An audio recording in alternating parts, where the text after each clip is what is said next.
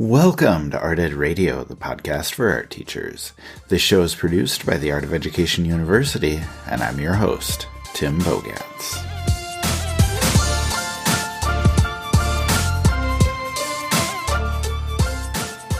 Now, as we move further into our time in quarantine, I think we're all finding that it's becoming more and more difficult to stay connected with our students.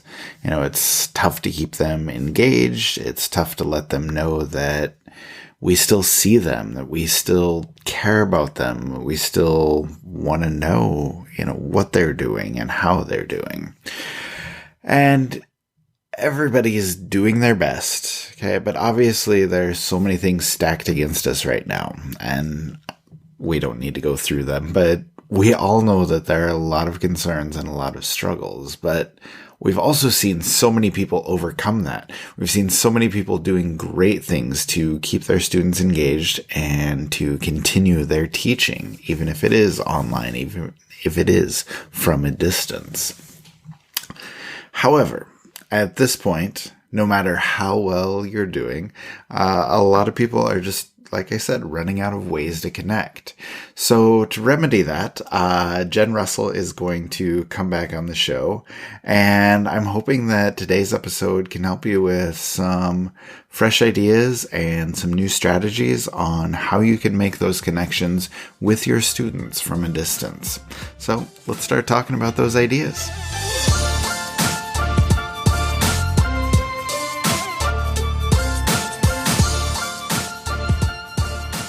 All right, and Jenn Russell is joining me now. Jenn, welcome back to the show. How are you? Good. How are you? I am doing great. Maybe going a little stir crazy at this point, but doing okay overall. Yeah. So, yeah. I wanted to ask you, as we're getting further and further into this quarantine, into our schools being closed, it becomes, I guess, tougher and tougher for us to stay connected with our students. Yeah. And so, I wanted to talk to you a little bit about strategies and kind of some of the things you're doing to stay connected. But, I guess the big question, first of all, is, what do your students need from you right now? Is it just those connections? Is it art making? What do you think our kids need at this point? Well, interestingly enough, I start it's hard to say class now. My meetings, I don't even know. That sounds so weird. Meeting with 17 and 18-year-olds. I start my classes. I'm going to go back to that word. And I start with just like, hey, how are you guys? And not like, how are you guys like academically? Like, how legitimately are you? Like, have we talked about, the new show? Have you guys seen this? Or like, what are you guys doing? What do you, has anybody baked anything? And so I think that like the idea of they don't just need you academically, they need you to like legitimately care. Because at least for my kids a lot of the times are the oldest, if not some of the oldest in their household.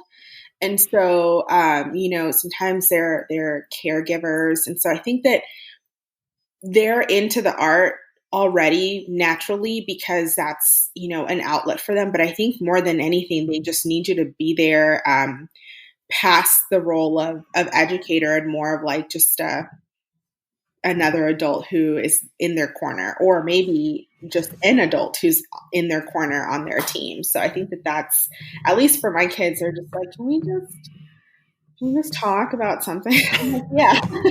What do you guys want to talk about?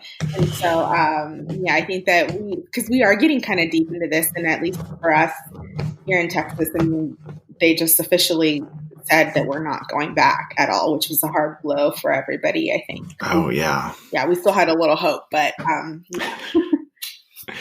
No, that makes it tough. And I do want to talk a little bit more about connections, about being the adult in their corner. But before we get there, I do want to talk a little bit about academics. So can you just tell me, once you get past your discussions on latest Netflix shows and how everybody's doing, like, what are you talking about art-wise? Like, what do you have your kids continuing to do? Like, what are you assigning them? What kind of things are they working on? Yeah, so my kids, I have right now in the spring, so we have block schedule and our kids shift in the middle of this of the year. So I get a whole new set of kids in January. And so right now I have drawing two, drawing three, and AP drawing. And so everybody's doing a little something a little different. But um, right now we just actually dove into portraiture and character design for the majority of my kids. I have two classes working on that. And we were starting to break down parts of the face and how to draw eyes and noses and, putting it all together. And so right now they're doing studies of parts of the face. And I gave them this whole handout about how, you can practice, drawing five pairs of eyes, five noses, and five mouths, but it has to be somebody in your house. And so those are your models, your live models. And so, Hmm. we talked about figure drawing classes and what that means and my experience in college with figure drawing, which, is always an interesting one. And I asked for them to ask the same thing of their family, like, hello, my name is so and so, and I am interested in having you model, and I am going to be drawing noses today. Would you be interested in being my nose model? And just reminding them that their noses come from somewhere. So, look for the things, and because they have to draw their nose and, four other ones. And so from different angles. And so they're looking for those. I'm looking for those observational skills for them to practice those, but it's also an Right. interesting skill for them to practice asking someone to be their model. Yeah. Always weird and awkward. Like, hey, I want to draw you. Can I draw you? Like that you can't just ask somebody that. You have to, you have to work on it. And so, and getting their families involved is always a fun thing. And so they get to make their family a part of the art making. And as far as character design goes, I proposed the same thing to my character design crew. I said, you can base your character off of a family member. You can base your character off of your dog, your cat, your iguana, whatever it is you have at home. You can do that. You can turn your entire family into characters, and you can build your comic, your graphic novel, your show off of that, because that's where essentially we're going to. And so, getting the family involved is something that is not necessarily new, but for me, it is a new concept. Like we've never had to stay at home ever. Right. And so, I would always just be like, hey, go find your friends at lunch and be like, hey, who wants to model for my class? And just snap a couple pictures and bring the pictures back, and then we'll draw in class. But this is a really good chance for us to go live modeling, which is really nice. And so, that's what we're working on making in my class. And, we have a really nice platform where they can just upload a picture and get immediate feedback from their class. And so they're constantly getting assessed by each other. And so that's just really a nice feature for them. And then, AP is, whew, AP is toiling away hard. Well, yeah, that was going to be my next question. Like, how are the AP kids holding up? Are they getting portfolios done? Are things going to get turned in for them? Yeah. How are they doing? We are, in 100% transparency and honesty in that spirit, I gave them the out. I was like, this is mayhem. And it's not mayhem in the sense of physical chaos and things are happening outside and there's fires and looting. And it's just crazy that we don't get that closure and we don't get to see each other. And we've never been faced with something like this, or at least I haven't. Hmm. And, I'm not saying I'm like relatively new and fresh here, but, and the kids definitely haven't. And so I gave them the out and I said, College Board will refund you through whatever ours is, RevTrack. And, I was like, if you guys want to like, not do this, like I totally 100%, no one's going to fault you for that. And they were like, no, dude, we're good. And I said, oh, okay. Well, then let me sit down and figure out how we're going to do this. And College Board was great. And they said, okay, so, studio, AP studio, you guys have less to turn in. And the writing is still there, but you have 10 digital images instead of 15. And I was like, all right, I'll take it. Cool, fine. And you have to ship 3, which I'm still uncertain of that. Like quality is still 3, which is, I've emailed several times on that. But anyway, so they're still going, and they're still making and creating. And like I said, our platform, they just upload a picture and then the whole class comments, and it's that's immediate. awesome. It's almost like a text, like a group chat, so they upload a picture, and like last night, and now they're night owls, which is, that's a whole nother story right there. Yeah. I'm like, I'm actually trying to go to bed at like a decent time. And so like last night at 11, I just hear bring, bring, bring. It's like a buzz. And I'm like, what is going on? And one of my kids was like, hey, late night art making. And she uploaded a picture of her portrait that she was painting. And it was, and I quote from one of my other kids, delectable. And I said, we're describing art now. So they all get to, and someone was like, hey, I don't know if it's the glare. Can you try to upload another picture, stand over it? I don't know if that's like a glare or a blah, blah. But on here, and they, like screenshotted it, zoomed in, and were able to like pick it apart that way and do a tiny critique at 11:38 last night.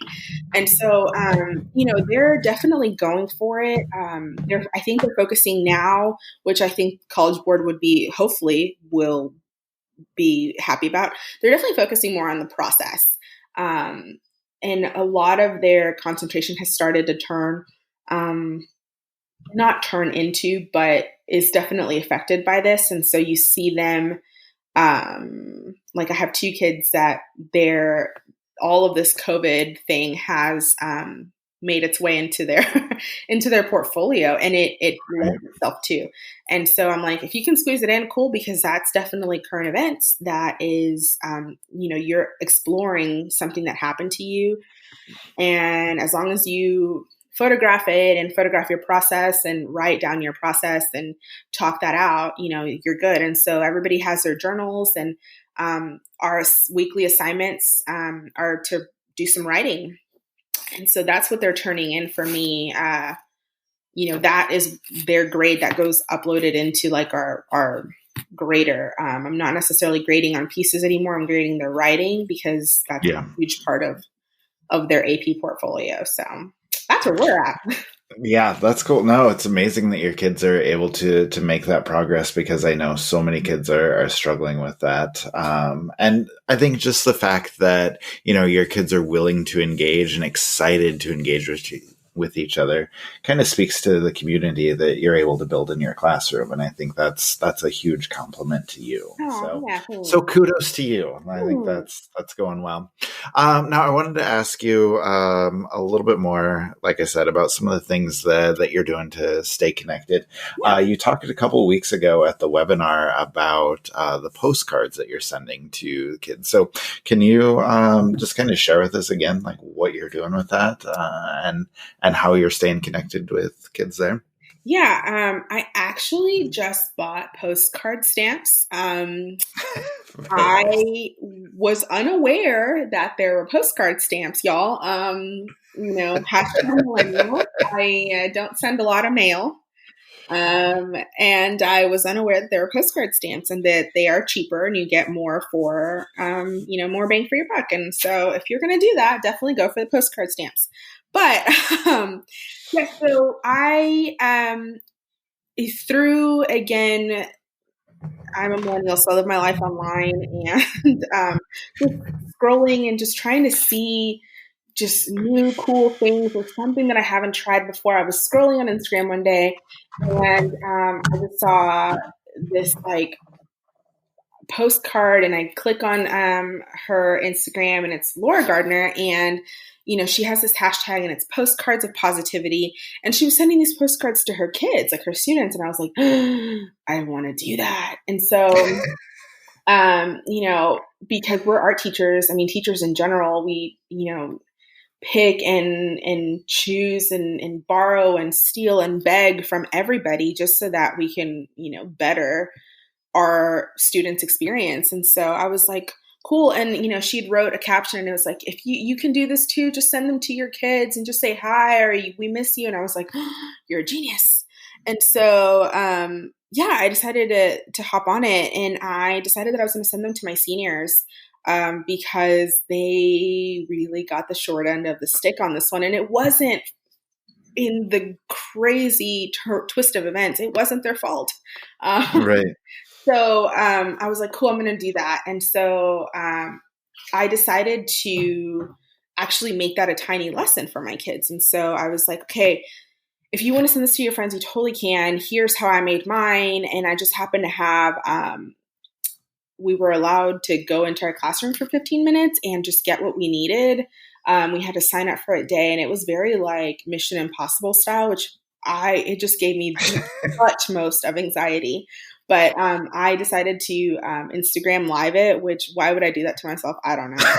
But so there's just this Instagram live video, I think, on my Instagram about me going crazy for 15 minutes, like trying to get all this stuff out of my classroom. But anyway, I grabbed a bunch of paper, and in this paper, I grabbed what I thought were index cards, but it turns out that they were postcards that I ordered from NASCO once upon a time, and they were supposed to be for this art contest. I didn't do the contest, but it's a 4x6 card, which you can definitely just cut out 4x6 cards out of a cardstock, which is white cardstock, draw a line down the middle, flip it over, and then do your thing. But I reminded my kids, because we were in review mode for 2 weeks, of different mixed media techniques that they could use. And so every time I did a postcard, like I would focus on a technique, like a tape transfer technique, or my favorite thing to do in mixed media is embroider, but I couldn't embroider because then I couldn't write on the back. And so I was like, okay, we're going to do a watercolor wash, and then we're going to dry it, and then we're going to do pen and ink over it. And, you can use stencils, and we can do, watercolor landscapes, and think about journal fodder junkies, and think about layering and creating space and using numbers and letters and all these things. And so I made all these little tiny what I call tiny tidbits. And so I would send them to the kids on Tuesdays. So your Tuesday tiny tidbit, and it was like a 30-second time lapse of me making, several cards. And so I focused on a card each time lapse, and so that they could see what I was doing, and they could choose to do their own. And then I posted it for my teachers to, just my coworkers, and a few of them have done it or made it their own and sent their kids their own cards. But it's just like a little, hey, I'm thinking about you. Here's a tiny art piece from your weirdo art teacher. Hope that you, at least, if anybody, miss me, because I know that I'm your favorite class, right? Just like something weird and quirky and funny, just to brighten their day, just to remind them that someone is thinking about them, and that it's not just about their grade. And because, we have to take grades, but like, it's art, and I'm really there for like the experience, and so, at least for my kids, like, that's what I want. I want them to gain a good experience, not get a great grade. And so I'm still in the process of making some. I have like 67 seniors. So, that is a lot. Yeah, I'm like, oh my gosh. Okay. And so I am literally trying not to spend more than like 5-10 minutes on a card. I can't make it too thick because then it's not going to mail, or I have to send a different stamp and all these things. And so you definitely just want to keep it flat. I just, do spray watercolor or watercolor wash background, and then do a couple of cool things with pen or color pencil over it, use some circle stencils and some letter stencils, and then call it a day. So that it still mails. You can cut out words, you can cut out letters. I'm a hoarder, so I have a lot of magazines. So, it's just like something quick and easy that you can send to your kids to say hi. Plus, it's happy mail. At least for my juniors and seniors, they get stressful mail, is what they call it. Like, hey, come to my college, or hey, don't forget your SAT is, or like, hey, here's the mail you were looking for, and it's like, geez. Something happy in their mailbox. And so that's what I've been working on, and that's what I talked about on the webinar. And I'm on my second batch out of 3. So okay, you're getting there. Yeah, I'm getting there, low and slow, because I still have to teach, which is crazy. Right. So low and slow. All right, not bad though. I really like the idea, and I mean it's ambitious, but I think it's meaningful. So I like it. And then I guess I also wanted to ask you a little bit more. You know, you talked about your crazy Instagram live rating your classroom thing, but what else have you been doing on social media to kind of connect with your kids as well? Yeah, I also do student council for my campus, right? Because I Mhm. didn't have enough to do before. Right. And so we had virtual dress up days a few weeks ago, and we came up with Miss You Mondays, and it was just like a shout out to who you missed or what you missed about school.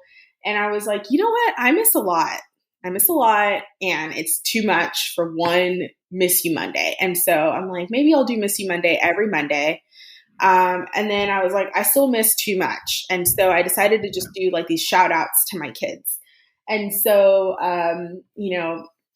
I have titled them different things. Like I have stuck with Missy Mondays sometimes, but other times it's just on this episode of I Miss My Kids. And it's, I just throw up a picture of, from me and my kids or my kids doing something. And I think today I put a picture of like my kids sitting on this futon, but it's like my digital drawers Yeah. because most of my kids are on paper, but I have this like core group of just procreators that are just geniuses and digital jars both on Apple products and on Windows. And I just feel like that is so far beyond, and they're animators too, so I'm like, oh my gosh, that is so far beyond my scope of talent that I'm like, these kids need to be celebrated. And I love seeing what they do, and they're so fast.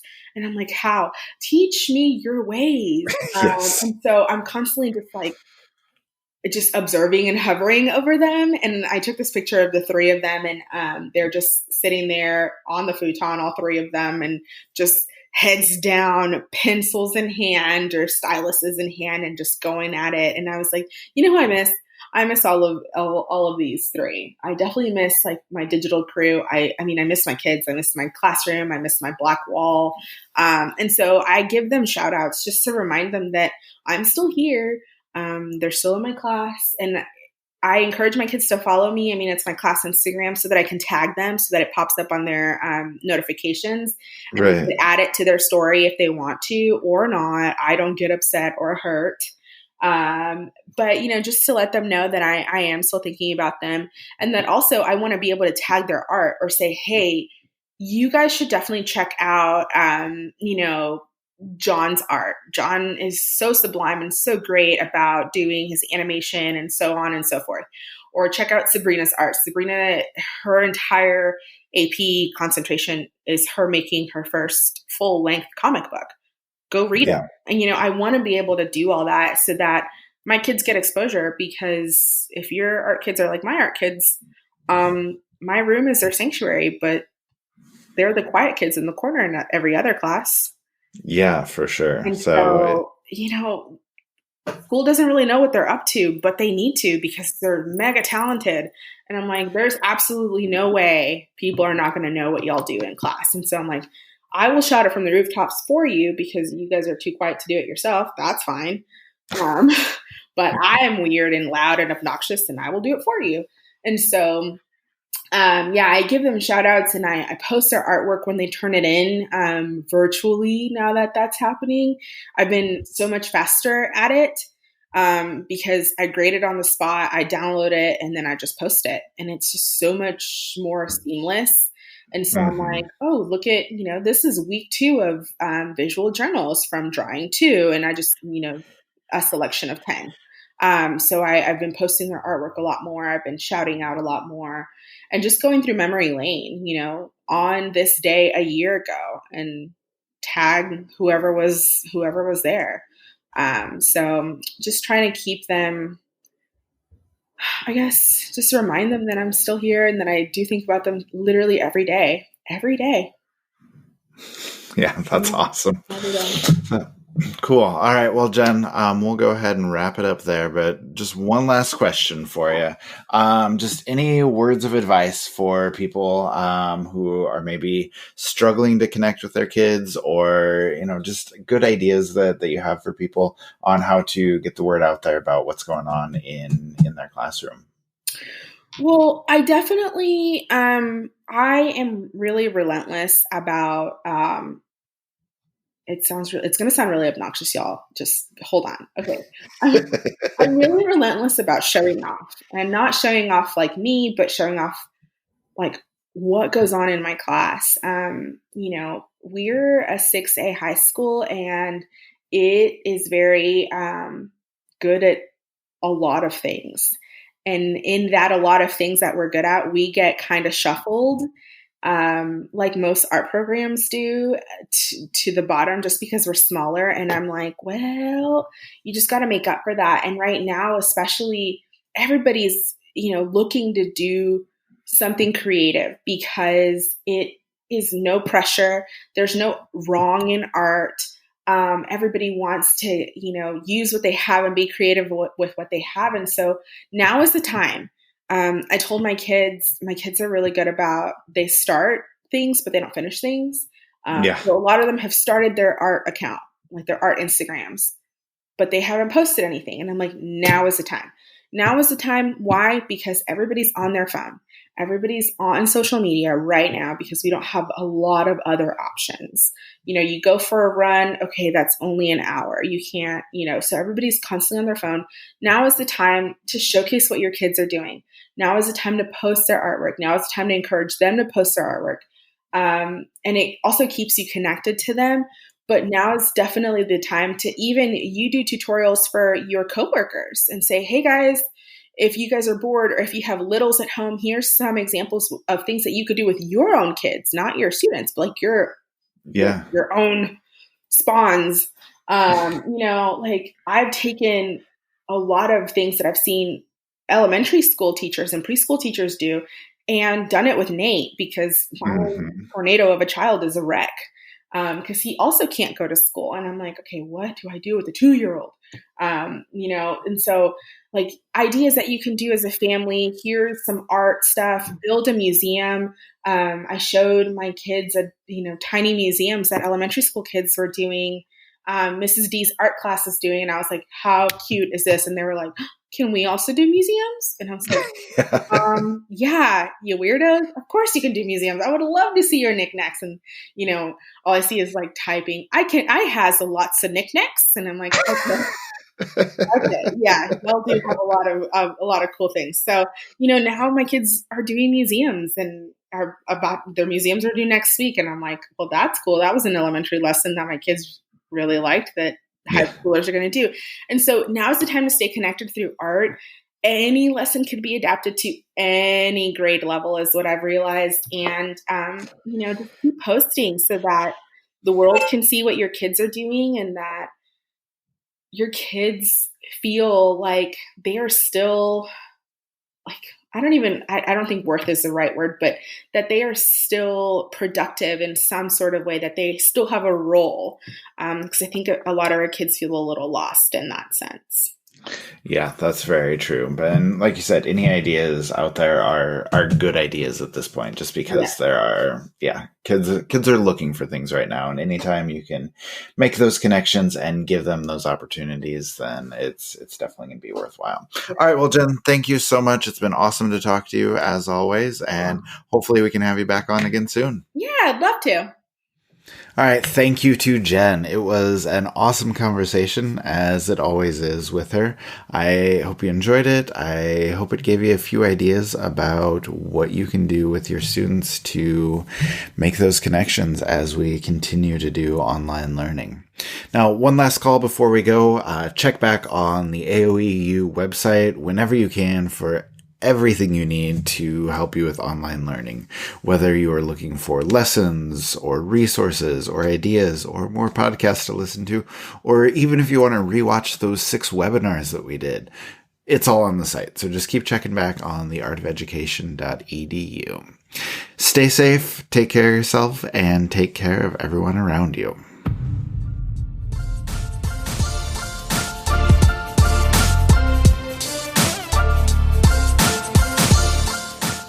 Art Ed Radio is produced by the Art of Education University with audio engineering from Michael Crocker. Thank you for listening, as always, and we will be back with you next week.